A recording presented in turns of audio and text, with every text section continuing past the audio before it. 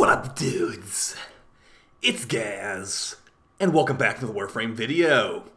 So we got the February Dante Unbound Devstream overview today, and yeah, it was a pretty jam-packed Devstream, but some of the things were definitely lacking and missing that I was extremely excited for. So we're going up today.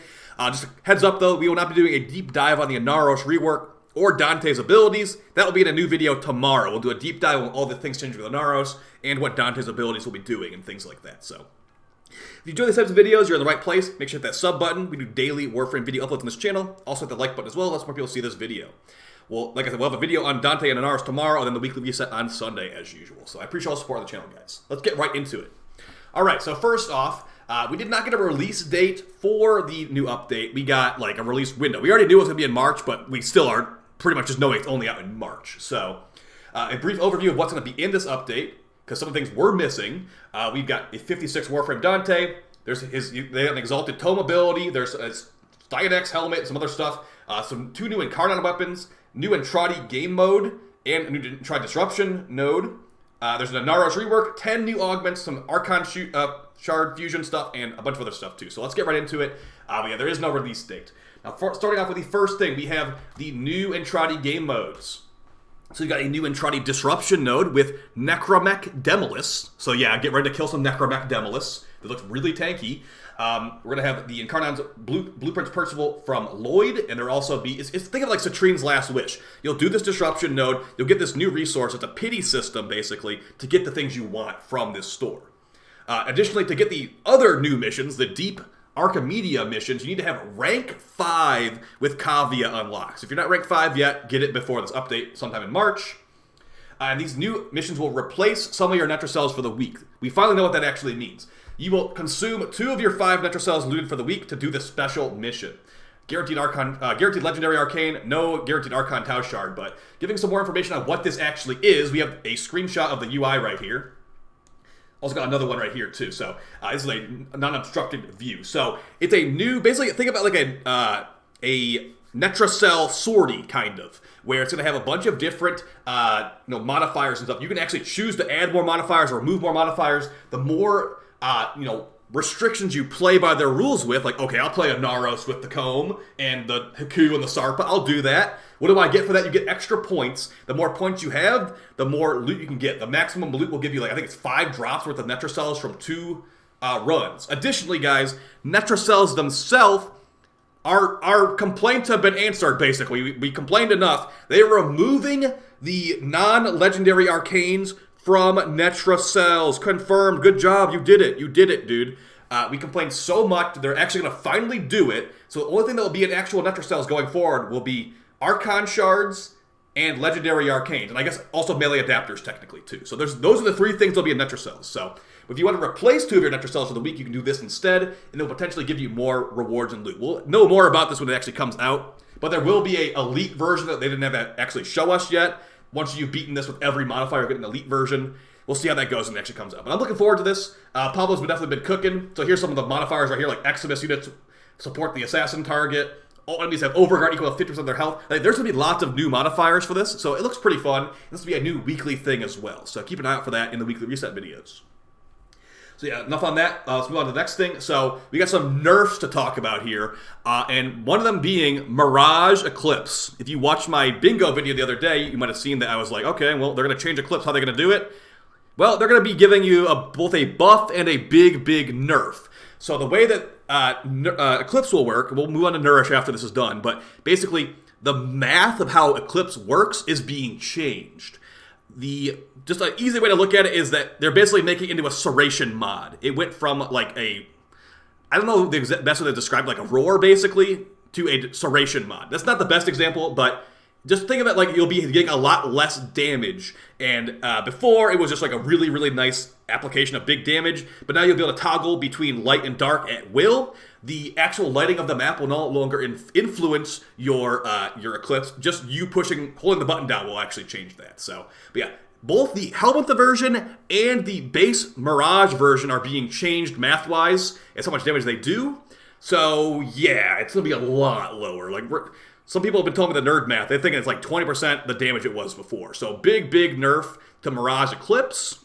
But the way I look at it is I wasn't really using it that much anyway. This will only really affect people that are doing Eidolon fights still in like 2024. So I think I've got a couple builds I use Eclipse on. And of course for arbitrations themselves, I do use Mirage Eclipse in arbitrations. But the thing is, we're overkilling so much in arbitrations already that it should be fine. Just make sure you bring all the buffer stuff. Make sure somebody's got Nourish. Make sure somebody's got Roar. Still have Eclipse on your Mirage, obviously, with Total Eclipse. But yeah, make sure you're just blasting as much damage as possible with all those buffs. Moving on to something that is definitely getting nerfed. It will be the Nourish Helmet ability is getting nerfed, guys. It's finally getting nerfed. However many build videos that was with Nourish I did, like 50 build videos with Nourish. It's being nerfed, but the funny thing is that even DE agrees. They're going to nerf it, but it's still going to be the most popular helmet in the game, the most meta helmet in the game, because it gives you energy increase, energy multiplier increase. It gives you viral damage and some other stuff too. So DE's like, we're going to nerf it. They didn't tell us what they're going to nerf about. They're just going to make it less effective is what they said. They're going to nerf it. They were like, yeah, we know it's going to still be like top 3 helmets easily. And I know that too. So don't worry about it. Your zombie Octavia, your zombie Revenants will still be top tier. They would have to do some massive changes to make this not actually enticing for people like doing endurance runs. So don't worry too much about it. I'd say worry more about that Mirage Eclipse change than the actual Nourish change, because it's going to be exactly the same. And also, yeah, the non-helmet version of Nourish is not being changed, unlike the Eclipse here, which is being changed on the actual base Mirage. We also got some slam damage changes. AoE of slam damage will be affected by melee damage. Could be kind of nice for like Archititron stuff and Stampotes.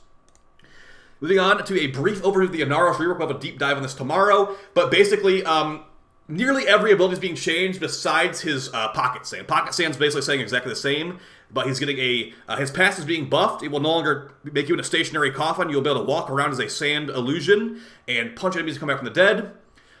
His Devour and Sandstorm are being combined into one ability, and it will be better and faster.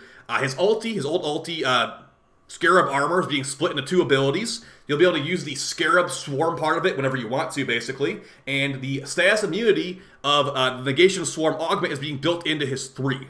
His old ulti is now his 3, his new ulti is the Scarab Swarm. So, good stuff there. He will not be getting Overguard, it sounds like, so he will probably not be level 10,000 viable, but he's also getting an augment that will make it where he can come back from the dead pretty reliably with a slash proc after he comes back from the dead. So we've already been cooking up some ideas now to make like a cheesy level 10,000 Naros build, but we'll have to see when it actually comes out, because he's not getting any Overguard. He'll still die to 1 bullet at level 10,000. Moving on, we got 10 new augment mods. I'm going to do a brief overview of all of these, and I'll tell you which ones are looking good for day 1. So the first one we got Loyal Merlina. This will make the K-Drive of Yoreli basically a little turret that follows you around. You will no longer ride the K-Drive. The K-Drive will like throw bubbles at enemies behind you. That's looking pretty good. So if you want to play Yoreli but you don't like to ride the K-Drive, this is going to be the perfect augment for you. But keep in mind that you can only have 1 augment for an ability equipped at a time. So if you want to run Merlina Guardian, you can't run Loyal Merlina and Merlina Guardian at the same time, okay? So pick one or the other. You're trying to pick this one so it doesn't make you have to be on the K-Drive.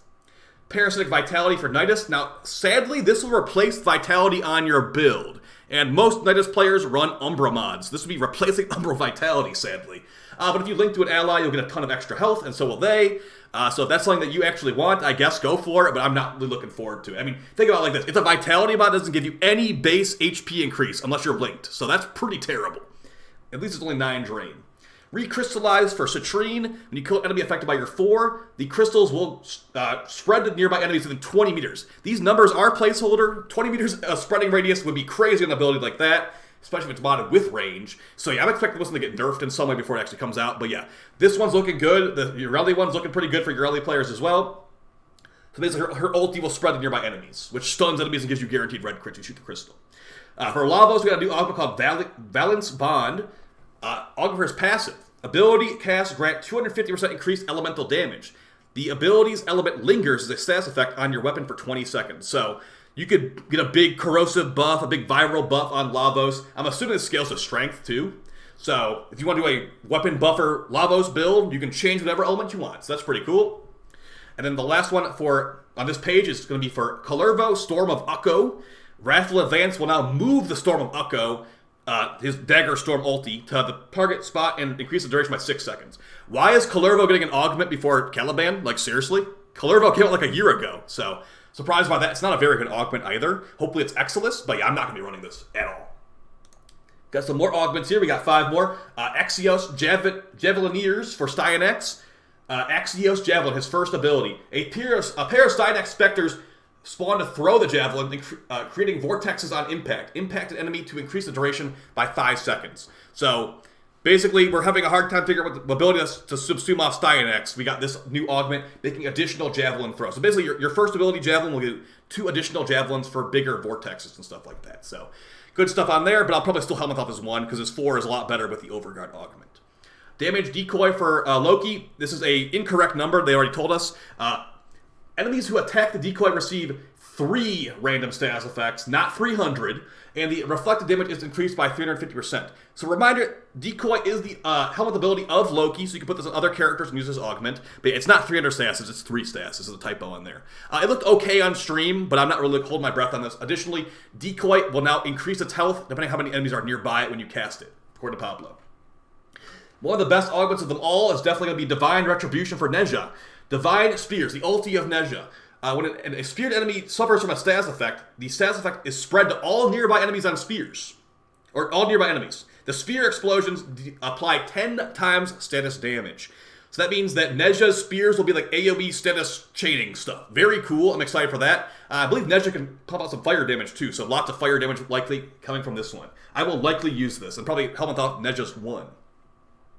Elusive Retribution for Baruch. Baruch's first ability is called Elude, lets you like dodge attacks. Every attack Baruch eludes increases his melee attack speed and melee CD crit damage by 5%, up to 30%. Stacks last for 4 seconds. So that means if it scales with strength, it will be a lot of attack speed and a lot of crit damage for Baruch if you dodge attacks.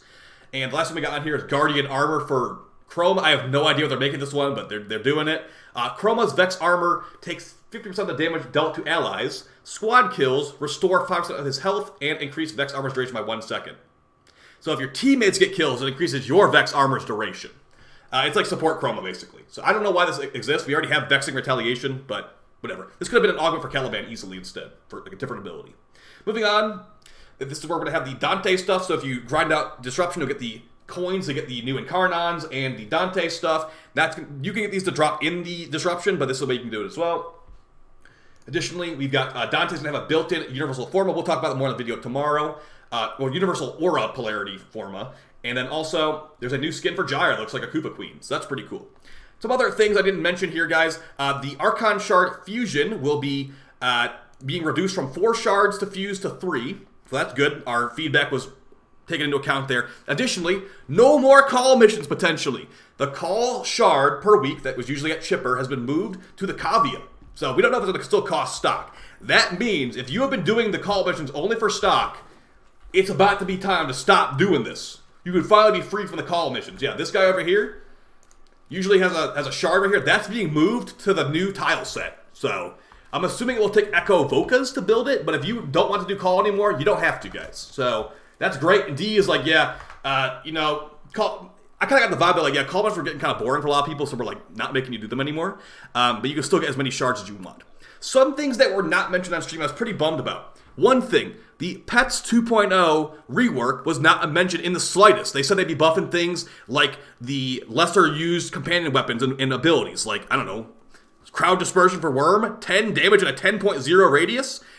They did not mention that at all. They didn't mention Speed of Nerf at all. They also didn't mention those Axie Fissures they're talking about. So where's my Steel Path Void Cascade Axie Fissure, DE? They didn't mention it on stream. I don't know why they didn't. It might not even be in the update anymore because it wasn't on their little slide, so unfortunate in that regard. Well, Naro's video tomorrow, like I said, though, but a pretty good dev stream. A lot of players are pretty mad about the Eclipse nerf, and I don't disagree. It was a pretty major change. Like, the math difference on those two is going to be a really, really noticeable thing, guys.